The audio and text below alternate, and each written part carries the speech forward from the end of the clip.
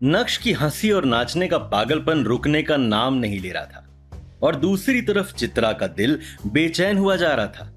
ये देखकर भाग्या बोली, तमें छोड़ो नहीं बड़ी माँ, ढोक लो खाओ ढोक लो, उस आदमी के पीछे समय क्यों बर्बाद करना।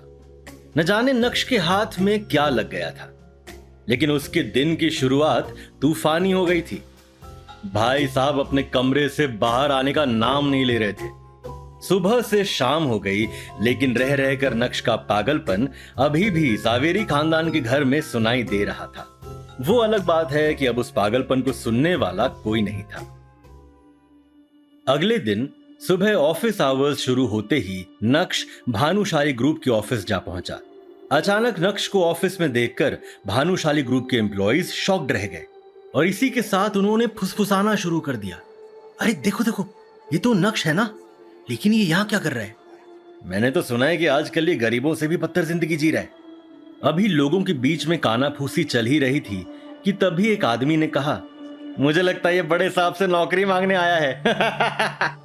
एक तरफ भानुशाली ग्रुप के कुछ लोग नक्श का मजाक बना रहे थे, तो दूसरी तरफ कुछ ऐसे भी लोग थे जिन्हें नक्श के डैड पर बहुत भरोसा था और वो सभी नक्श को देखकर बहुत खुश थे। नक्श भी लोगों के हाव भाव देखकर समझ गया था कि सब उसके बारे में ही बात कर रहे हैं। सभी को इग्नोर करते हुए नक्श सीधा यशवर्धन भानुशाली के कैबिन के बाहर जाकर दरवाजा खुलने का इंतजार करने लगा और गहरी सांस लेते हुए मन ही मन बोला, अब आया है ऊंट पहाड़ के नीचे, यही सही समय है और इन्हें मेरी जरूरत है, मजा आना चाहिए। भले ही नक्श को कैबिन के बाहर से अंदर का कुछ भी नहीं दिख रहा था, लेकिन कैबिन में बैठे यशवर्धन को भी नक्श का बड़ी बेसब्री से इंतजार था। उन्होंने जैसे ही अपने कैबिन पर किसी के आने की आहट सुनी, वो फौरन अपनी कुर्सी से उठकर कैबिन से बाहर देखने की कोशिश करने लगे। फिर कुछ सोचने के बाद दरवाजा खोलने पहुंच गए। अब यशवर्धन भानुशाली और नक्श एक दूसरे के आमने सामने खड़े थे, लेकिन दोनों में से किसी के भी मुंह से शब्द का एक दाना भी बाहर नहीं निकला था। यशवर्धन और नक्श की इस मीटिंग को देखकर ऑफिस के बाकी एम्प्लॉइज भी हैरान हो गए कि अब आगे क्या होगा। तभी यशवर्धन भानुशाली ने अपनी एक नजर पूरे ऑफिस में घुमाई, जिसे देख सभी ने अपने चेहरे झुका लिए थे, लेकिन उनकी क्यूरियोसिटी शांत होने का नाम नहीं ले रही थी। यही वजह थी कि वो लोग फिर से चोरी छिपे उन दोनों को देखने लगे। इतने में यशवर्धन भानुशाली ने नक्श का हाथ पकड़ा और कहा, चलो अंदर आओ नक्श बेटा, हम आराम से बैठकर बात करते हैं। नक्श बेवकूफ नहीं था। यशवर्धन के इस इशारे को वो अच्छे से समझ पा रहा था। यशवर्धन भानुशाली के कहने पर नक्श कैबिन के अंदर बढ़ चला था।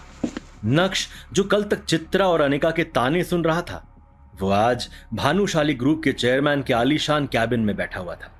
यशवर्धन भानुशाली ने जब नक्श को ध्यान से देखा तो उनकी आंखें भर आई और वो नक्श को निहारते हुए प्यार से बोले, नक्श बेटा कैसे हो तुम? क्या तुम्हें कभी मेरी याद नहीं आती? नक्श को यशवर्धन भानुशाली की भावुक बातों से कोई फर्क नहीं पड़ रहा था, क्योंकि उसे पता था कि ये सब एक दिखावा है। इसलिए वो बड़े ही सरल और सीधे अंदाज में बोला, मेरे ख्याल में हमें अब सीधा काम की बात पर आना चाहिए। ये सब बातें तो आप कल मुझसे कर ही चुके हैं मिस्टर भानुशाली। नक्श का ऐसा रूड बिहेवियर देखकर यशवर्धन दंग रह गए और लगभग रोते हुए नक्श से बोले, नक्श बेटा तुम मेरे पोते हो, मैं समझ सकता हूं कि तुम मेरे साथ ऐसा क्यों कर रहे हो। आखिर गलती मेरी ही है और मुझे अपनी गलती की सजा मिलनी भी चाहिए, लेकिन मैं बताना चाहता हूं कि मैं अपनी उसे गलती की सजा पिछले कुछ सालों से हर रोज भुगत रहा हूं। नक्श पर यशवर्धन भानुशाली की इमोशनल बातों का जरा भी असर नहीं हुआ और वापस से मुद्दे की बात करते हुए बोला, हम दोनों ही बहुत अच्छे से जानते हैं कि हम यहां ये सब बात करने के लिए नहीं आए हैं। बेहतर होगा कि आप डायरेक्ट काम की बात करें, नहीं तो मैं चलता हूं।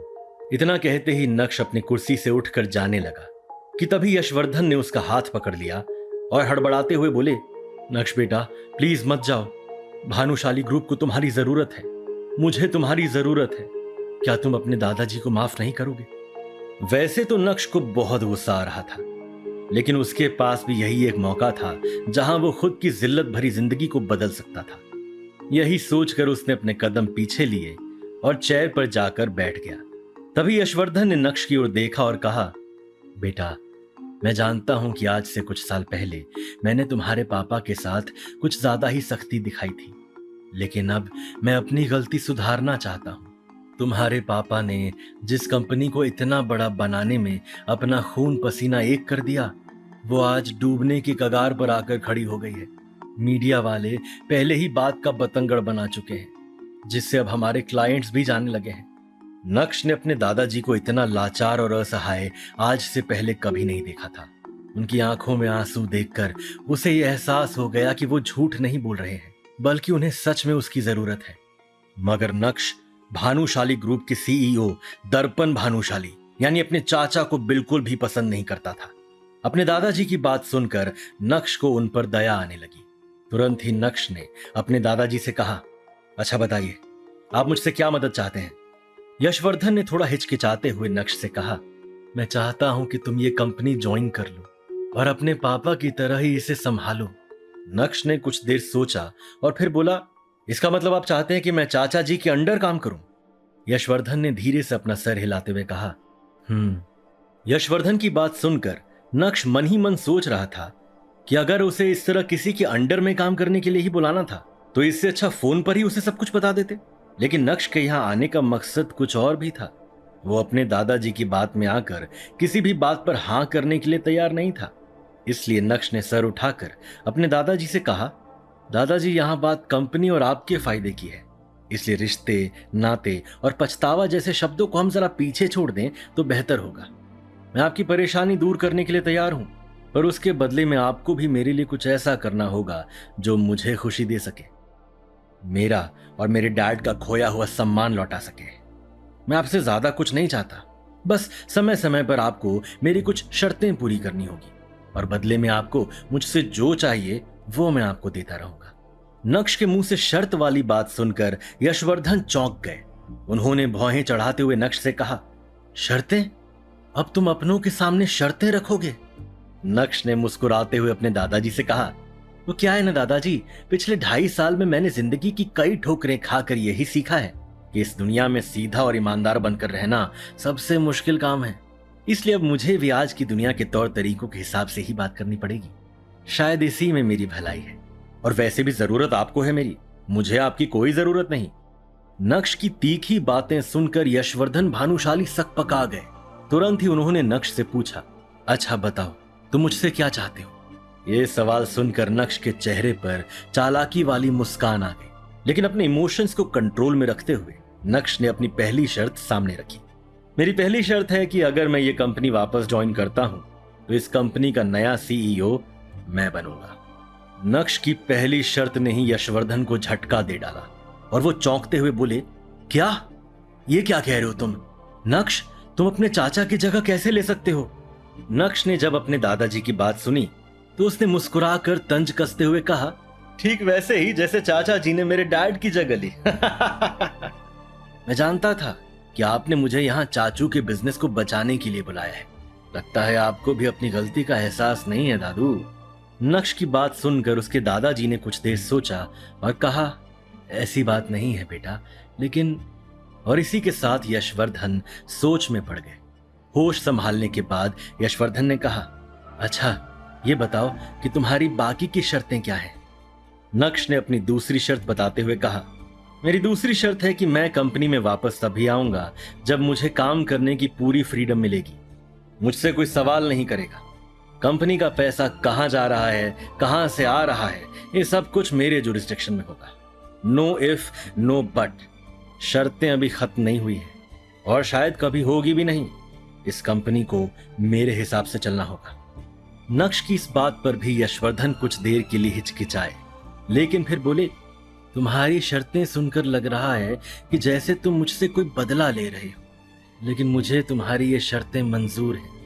मौके के दस्तूर को नक्श अपने हाथों से नहीं जाने दे सकता था, इसलिए आज कठोर होकर उसने दिल की सारी भड़ास अपने दादाजी के सामने बाहर निकाल दी थी। और किस्मत देखिए, आज समय भी नक्श का साथ देते हुए नजर आ रहा था। नक्श का ये रूप यशवर्धन ने पहली बार देखा था। उन्होंने तो नक्श को बहुत सीधा साधा समझा था और उन्हें लगा था कि नक्श से बात करना बहुत आसान होगा, लेकिन मिलने के बाद उनकी सोच पूरी तरह से गलत साबित हुई थी। शायद उन्हें भी समझ आ गया था कि नक्श को सब पता चल गया है।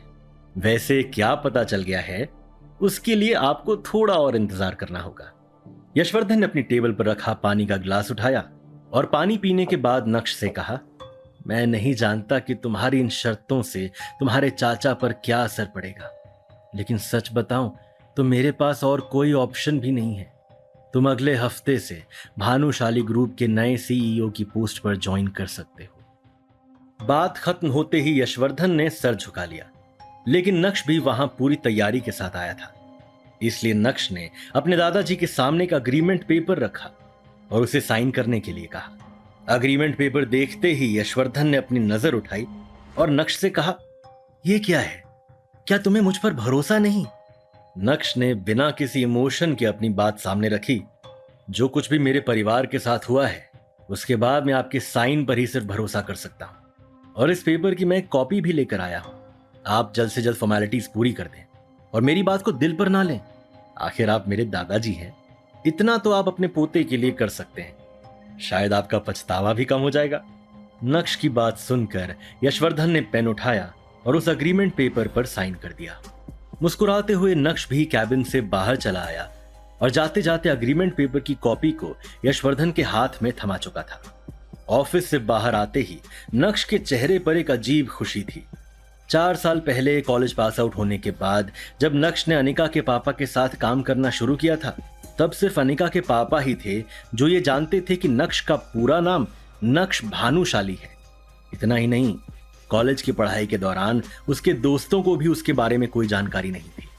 अनिका के पापा के साथ काम करते वक्त नक्श की मुलाकात अनिका से हुई और पहली नजर में ही वो अपना दिल खो बैठा। लेकिन उसे क्या पता था कि इतना प्यार होने के बाद भी जब वो अनिका से शादी करेगा, तब उसे उस शादी में एक जिल्लत की जिंदगी के अलावा और कुछ नहीं मिलेगा। ये सब सोचते हुए नक्श ने आसमान की तरफ देखा और मन ही मन खुद से कहा, भले ही मैं अनिका को अपनी सच्चाई इतनी जल्दी नहीं बताऊंगा, लेकिन आज ऐसा महसूस हो रहा है कि मेरे अंदर कुछ तो बदल गया है, जैसे मेरे हाथ में कोई पावर आ गई है और अब मैं उन लोगों को जवाब दे सकता हूं जो आज तक मेरे ऊपर हंसते आए हैं। बगावत की शुरुआत हो गई है और अब आगे आगे देखो होता है क्या। दूसरी तरफ घर पर अनिका और चित्रा इस बात को लेकर हैरान थे कि नक्श उन्हें बिना बताए अचानक कहां गायब हो गया। चित्रा सोफे पर बैठी टीवी देख रही थी और अनिका एक कोने में बैठी लैपटॉप पर अपने ऑफिस का कुछ काम कर रही थी। अनिका ने चित्रा से कहा, मम्मी, नक्श कहां है? क्या आपको कुछ बता कर गया है? चित्रा ने अनिका की बात का जवाब देते हुए कहा, मने खबर न थी, कल से उसका रूप बदल सा गया है।